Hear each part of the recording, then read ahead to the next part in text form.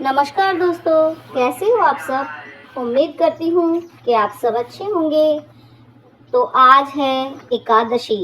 बैसाख मास के कृष्ण पक्ष की एकादशी को बरुथनी एकादशी कहते हैं।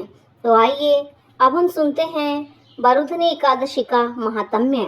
धर्मराज युधिष्ठिर बोले, हे भगवान, बैसाख मास के कृष्ण पक्ष की एकादशी का नाम तथा उसकी क्या विधि है, मुझे बतलाइए, और उससे कौन से फल की प्राप्ति होती है, सो कृपा पूर्वक कहिए।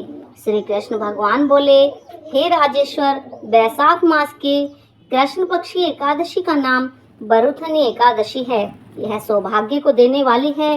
इसके व्रत में मनुष्य के समस्त पाप नष्ट हो जाते हैं और अंत में सुख मिलता है। यदि इस व्रत को एक अभागिनी स्त्री करती है तो उसे सौभाग्य मिलता है। बरुथनी एकादशी व्रत के प्रभाव से ही राजा माधांता को स्वर्ग की प्राप्ति हुई थी। इस प्रकार धुंधमार आदि भी स्वर्ग को गए। बरुथनी एकादशी के व्रत का फल 10 सहस्त्र व्रत तपस्या करने के फल के बराबर है। कुरुक्षेत्र सूर्य ग्रहण के समान जो एक भार स्वर्ण दान करने का फल मिलता है, वही फल बरुथनी एकादशी व्रत के करने से मिलता है। बरुथनी एकादशी के व्रत से मनुष्य इस लोक और परलोक दोनों में सुख प्राप्त करते हैं और अंत में स्वर्ग को जाते हैं। शास्त्रों में कहा गया है कि हाथी का दान घोड़े के दान से और हाथी के दान से भूमि का दान उत्तम है।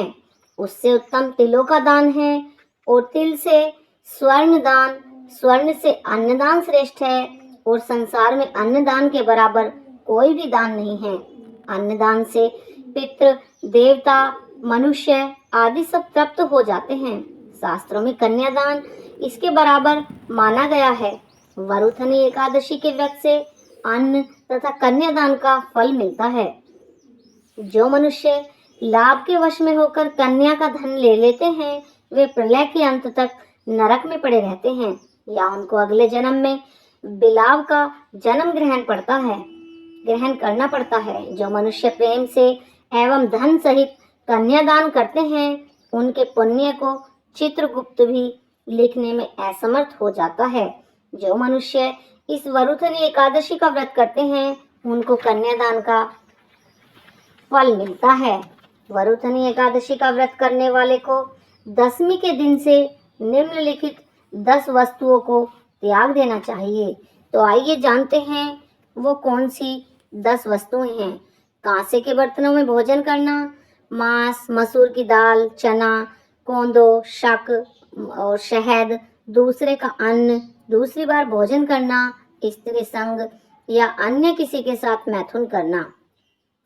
उस दिन जुआ नहीं खेलना चाहिए तथा शयन भी नहीं करना चाहिए। उस दिन पान खाना, दातुन करना, दूसरे की निंदा करना तथा चुगली करना, पापियों के साथ बातचीत भी नहीं करनी चाहिए। उस दिन क्रोध, मिथ्या भाषण का त्याग कर देना चाहिए। इस व्रत में नमक, तेल और अन्न वर्जित हैं। हे राजन, जो मनुष्य इस एकादशी को विधिवत करते हैं, उनको स्वर्ग लोक की प्राप्ति होती है। इस व्रत के महात्म्य को पढ़ने से एवं सुनने से 1 सहस्त्र गोदान का फल प्राप्त होता है। इसका फल गंगा के स्नान करने के फल से भी अधिक है। इस प्रकार बरुथनी एकादशी महात्म्य समाप्त हुआ। बोलिए श्री कृष्ण भगवान की जय। अगर वीडियो अच्छी लगी तो प्लीज़ लाइक करें।